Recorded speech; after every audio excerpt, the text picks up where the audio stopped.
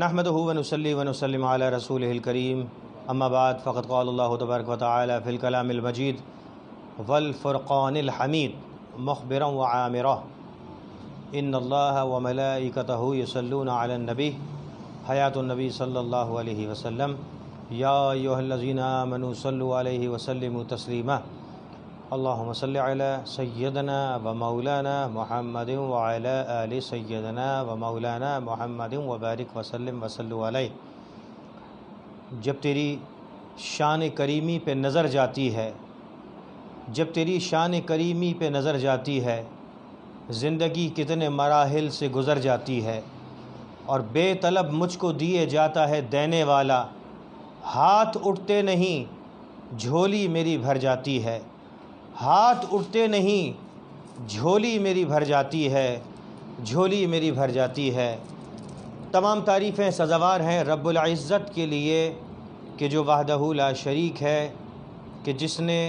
تمام جن و انس بنی نوع انسان کو تخلیق کیا، محض فقط اس لیے تخلیق کیا کہ بندگان خدا سجدہ ریز ہو کے اپنے گناہوں کی معافی طلب کر سکیں۔ اس کے لیے فرشتے ہی کافی تھے، لیکن اللہ رب العزت نے جب انسان کو، حضرت انسان کو تخلیق کیا تو اشرف المخلوقات بنا کر بھیجا۔ وہ اس لیے اشرف المخلوقات بنا کر بھیجا کہ وہ گناہ بھی کرتا ہے، اور اس کے بعد اللہ رب العزت کی بارگاہ میں سجدہ ریز ہو کر گڑ گڑا کر جب التجا کرتا ہے، فریاد کرتا ہے، تو اللہ رب العزت کو اس کی عاجزی اور انکساری پر محبت آ جاتی ہے، پیار آ جاتا ہے۔ سبحان اللہ۔ ناظرین، لاکھوں درود و سلام سید ثقلین نبی الحرمین، امام کائنات، معلم کائنات، مقصود کائنات، امام الانبیاء محمد مصطفیٰ صلی اللہ علیہ وسلم کی بارگاہ میں کہ جو عالمین کے لیے رحمت ہیں، بشیر ہیں، نذیر ہیں، سراج منیر ہیں۔ میری انتہائی نگارش یہی ہے کہ تیرے نام سے ابتدا کر رہا ہوں، تیرے نام سے ابتدا کر رہا ہوں اور تیرے نام پر انتہا چاہتا ہوں۔ رحمت رمضان ٹرانسمیشن میں آپ کا میزبان اویس متین سلام عرض کرتا ہے۔ السلام علیکم ورحمۃ اللہ۔ امید کرتا ہوں خیریت سے ہوں گے، طبیعت ٹھیک ہوگی، خوشباش ہوں گے۔ اللہ پاک تمام رحمتوں برکتوں کے دروازے کھولے اور آپ سب کو خوشیاں، سلامتی اور امن و عطشی کے ساتھ زندگی گزارنے کی توفیق عطا فرمائے۔ ناظرین، حضرت علی کرم اللہ وجہ کریم کی شہادت کے حوالے سے آج پروگرام کرنے کی سعادت حاصل کر رہے ہیں۔ وہ علی کہ جن کے لیے یہی کہوں گا، کہیں گرتے ہیں نہ گرنے کی عقیدت والے، کہیں گرتے ہیں نہ گرنے کی عقیدت والے، دستگیری کے لیے دست خدا آتا ہے اور لفزشیں ہم سے بھی ہوتی ہیں مگر واہر ہم، یا علی کہہ کے سنبھلنے میں مزہ آتا ہے، یا علی کہہ کے سنبھلنے میں مزہ آتا ہے۔ حضرت علی کرم اللہ وجہ کریم نبی پاک صلی اللہ علیہ وسلم کے چچا زاد بھائی اور داماد رسول بھی ہیں۔ وہ علی جو غزوہ تبوک کے علاوہ تمام غزوات میں آقا دو عالم صلی اللہ علیہ وسلم کے شانہ بشانہ رہے، اور ایک مرتبہ ترمذی شریف کی حدیث پیش کرنے کی سعادت حاصل کرتا ہوں کہ جب رسول کریم صلی اللہ علیہ وسلم نے تمام صحابہ کرام میں بھائی چارہ کو فروغ دیا، اس وقت حضرت علی تشریف لائے اور آنکھوں سے آنسو رواں تھے۔ کہا کہ یا رسول اللہ، آپ نے سب کو کسی نہ کسی کا بھائی بنایا لیکن مجھے کسی کا بھائی نہیں بنایا۔ تو سرکار دو جہاں صلی اللہ علیہ وسلم نے فرمایا کہ اے علی، تو میرا بھائی اور میں تیرا بھائی۔ اس وقت اللہ رب العزت کے حبیب کریم صلی اللہ علیہ وسلم نے حضرت علی کرم اللہ وجہ کریم کو اپنا بھائی کہا، ترمذی شریف کی حدیث پیش کی۔ وہ علی کہ جو تمام غزوات میں آقا دو عالم صلی اللہ علیہ وسلم کے شانہ بشانہ رہے، اور غزوہ تبوک میں کیوں نہیں شامل ہو سکے کہ سرکار دو جہاں صلی اللہ علیہ وسلم نے اپنے گھر، اپنے اہل و عیال کی تمام تر ذمہ داری حضرت علی کرم اللہ وجہ کریم کو سونپی، اور اس کے بعد غزوے میں تشریف لے گئے، غزوہ تبوک کے لیے تشریف لے جانے لگے، اور حضرت علی سے فرمانے لگے کہ اے علی، کیا تجھے یہ پسند نہیں کہ میری نسبت تجھ سے وہی ہے جو موسیٰ کی ہارون سے تھی، میری انسیت تجھ سے وہی ہے جو موسیٰ کو ہارون سے تھی۔ اسی عظیم المرتبت شخصیت کی بارگاہ میں آج ہم لب کشائی کی سعادت حاصل کر رہے ہیں۔ حضرت علی کرم اللہ وجہ کریم کی یوم شہادت 21 رمضان المبارک کے حوالے سے آج رحمت رمضان ٹرانسمیشن میں ہم پروگرام کرنے کی سعادت حاصل کر رہے ہیں، اور الحمدللہ آج ہم نے اپنے اسٹوڈیو میں مدعو کیا ہے انتہائی واجب القدر شخصیت، واجب الاحترام شخصیت حضرت علامہ سید وسیم حیدر زیدی صاحب کو خوش آمدید کہتے ہیں۔ حضرت السلام علیکم ورحمۃ اللہ۔ اور وسیم حیدر زیدی صاحب کے ساتھ ساتھ شامل ہیں وسیم حیدر زیدی صاحب الحمدللہ ذاکر اہل بیت بھی ہیں، بہت محبت والے لہجے میں ذکر بھی کرتے ہیں اہل بیت کا۔ ان کے ساتھ ساتھ موجود ہیں پاکستان کے ہر دل عزیز، ممتاز اور معروف اور سینئر ثنا جناب آغا اطہر علی صاحب، جو کہ منقبت مولا کائنات پیش کرنے کی سعادت حاصل کریں گے۔ ناظرین، بنا کسی تمہید کے، بنا کسی وقت کا ضائع کرتے ہوئے میں چاہتا ہوں کہ میں چلوں حضرت صاحب کی طرف کہ وہ حضرت علی کی شہادت کے حوالے سے ہمارے ناظرین کی خدمت میں کچھ پیش کرنے کی سعادت حاصل کریں۔ اعوذ باللہ من الشیطان الرجیم، بسم اللہ الرحمن الرحیم، الحمدللہ رب العالمین، الصلاۃ والسلام علی سیدنا و نبینا و مولانا ابی القاسم محمد، ثم الصلاۃ والسلام و تحیۃ بالاکرام علی اہل بیتہ الطیبین الطاہرین المعصومین۔ ناظرین، آج کا یہ محفل مولا کائنات امیر المومنین علی بن ابی طالب کی شہادت کے عنوان پر ہمارے اویس متین بھائی نے ہمیں دعوت دی اور اس محفل میں لب کشائی کا موقع دیا، ہم ان کے بہت مشکور و ممنون ہیں۔ مولا علی ابن ابی طالب کی ذات وہ ذات ہے کہ اگر صحابہ میں آپ کا تذکرہ کیا جائے تو آپ صرف ساتھ رہنے والے نبی کے صحابی نہیں بلکہ نبی کی آغوش میں پلنے والے صحابی کو علی کہا جاتا ہے۔ اگر مولا کائنات کو ایک مجاہد کی حیثیت سے دیکھیں تو آپ کی زندگی بدر سے لے کر اور حنین تک مسلسل جہاد میں مصروف عمل رہی اور کبھی آپ نے نبی کا ساتھ نہ چھوڑا۔ آپ کی ذات وہ ذات ہے کہ جس کی ولادت خانہ کعبہ میں اور شہادت مسجد میں ہوئی، اور رمضان ہی کی بابرکت ساعتوں میں روزے کی حالت میں ابن ملجم نے آپ کے سر پہ ضربت لگائی۔ تو یہ اعزاز دنیا میں بہت کم لوگوں کو حاصل ہوا کہ مسجد میں ولادت ہو اور شہادت بھی اللہ ہی کے گھر میں ہو، یعنی ساری زندگی اللہ ہی کی قربت کے لیے آپ کی بسر ہوئی۔ آپ وہ صحابی ہیں کہ جنہیں کرم اللہ وجہہ کے نام سے، لقب سے تمام کائنات یاد کرتی ہے، اور اگر صاحبان علم تشریف رکھتے ہیں ان سے پوچھا جائے کہ کرم اللہ وجہہ کون، تو کہا جائے گا، ہر مکتب یہی تعریف کرے گا کہ وہ کہ جس کا چہرہ کبھی کسی بت کے آگے نہ جھکا ہو۔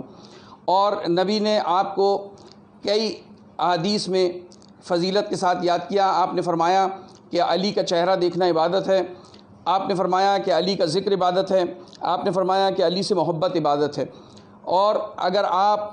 مولا کائنات کو ڈیپلی غور کریں گے، آپ اسٹڈی کریں گے، تو آپ ملاحظہ فرمائیں گے کہ ہر انسان قرب الہی کے لیے زندگی گزارتا ہے اور رسول اللہ کی معرفت میں زندگی گزارتا ہے، لیکن تاریخ نے بتایا جس انداز میں مولا کائنات نے معرفت کا حق ادا کیا وہ ہر کوئی ادا نہ کر سکا۔ اس انداز میں کہ تاریخ نے لکھا، ایک دن چھوٹا سا واقعہ آپ کی خدمت میں عرض کر کے آپ کی زحمت تمام کرتا ہوں کہ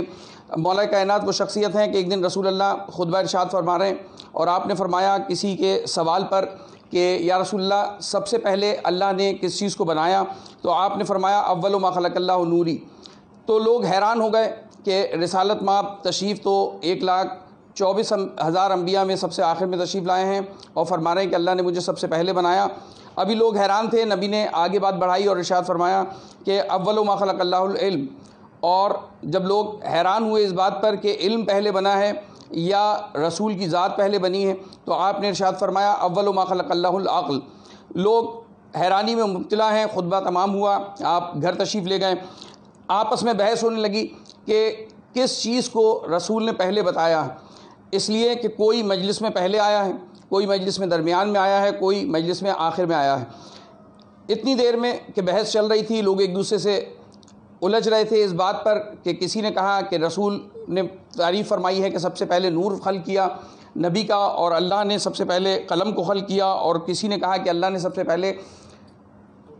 سے پہلے علم کو خلق کیا۔ اتنی دیر میں مولا کائنات کی ذات تشریف لائی، اور جب آپ تشریف فرما ہوئے تو صحابہ سے پوچھا کس بات پر ایک دوسرے سے سوال کر رہے ہیں، بتایا۔ جب تمام تفصیل پتہ لگی تو آپ نے فرمایا کہ اس میں حیرانگی کی بات نہیں ہے، قول رسول صادق ہے، یہ وہ رسول ہے کہ جو بغیر وحی کلام نہیں کرتا ہے۔ اگر آپ نبی کے جملوں کو دیکھیں گے تو تینوں جملوں میں ایک بات قدر مشترک ہے، اور وہ ہے سب سے پہلے تو اس کا مطلب یہ ہے کہ علم کہیے، عقل کہیے یا ذات پیغمبر کہیے، تینوں ایک ہی شخصیت کے تین نام ہیں۔ مولا کائنات وہ ہیں کہ جنہوں نے معرفت رسول اور ہمیشہ پروردگار کی توحید کو بچانے کے لیے اپنی زندگی کو وقف کر دیا۔ تاریخ نے لکھا کہ علی اگر سخاوت پہ بات کی جائے تو ہمیشہ اپنا گھر غریبوں میں لٹاتے رہے۔ آپ نے دینے کے لیے یہ نہ دیکھا کہ امیر ہے یا غریب، آپ نے یہ نہیں دیکھا کہ مسلم ہے یا غیر مسلم۔ حد ہے کہ آپ گزر رہے ہیں، راستے میں ایک یہودی ہے کہ جو خیرات مانگ رہا ہے، آپ رکے اور ایک مرتبہ چوتھی خلافت کی منزلت پہ فائز ہیں۔ آپ نے اپنے اصحاب سے کہا کہ یہ غیرت مند انسان ہے، ہمیشہ اس نے حق حلال کمایا ہے، اب کیونکہ اس کے ہاتھ پیر کام نہیں کرتے تو یہ بھیک مانگنے میں مجبور ہوا۔ میں نہیں چاہتا کہ غیرت انسانی کے اس انداز میں سودا ہو اور یہ ہاتھ پھیلائے، لہذا ہم یہ چاہیں گے کہ اسے بیت المال سے حق دیا جائے۔ کسی نے کہا یا علی یہ تو غیر مسلم ہے، آپ نے فرمایا غیر مسلم ہے لیکن غیرت مند انسان ہے، لہذا اسے عطا کیا جائے۔ اور اگر آپ مولا کائنات کو اس انداز میں دیکھیں گے کہ خلیفہ ہونے کے باوجود یہودی کے باغ میں مزدوری کرتے ہیں، لیکن اگر کوئی آ کر دین کی بابت آپ سے سوال کرتا ہے کہ یا علی ہمارے سوال کا جواب دیجئے، تو آپ یہ درس کائنات کو دے رہے ہیں، تمام اس انسانیت کو دے رہے ہیں